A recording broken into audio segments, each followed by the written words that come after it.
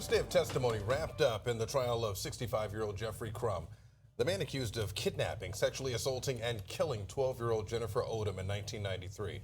Crum is already serving 2 life sentences and a separate abduction and assault. Jurors heard opening statements and testimony from more than a dozen witnesses today, including Jennifer's mother and her best friend, as prosecutors laid out their case. 10 Tampa Bay News reporter Kristen Barbarisi was in the courtroom and brings us more.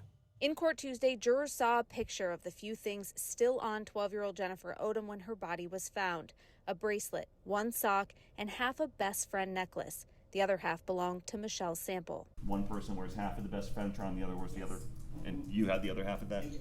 Michelle was just 13 when she watched her best friend get off the school bus. The plan was to meet at the fair that night, but Michelle never saw Jennifer again. She started walking down the private road, and a blue truck pulled in behind her. Multiple witnesses testified they also saw that blue truck at the bus stop.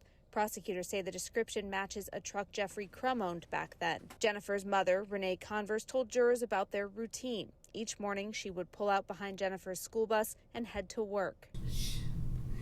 She would sit in the back seat and wave to me every day as my car turned to go left and the bus would go straight. After school, Jennifer would call her mom when she got home, but that call never came on February 19th, 1993. My heart dropped to the floor at that moment because I knew something was wrong.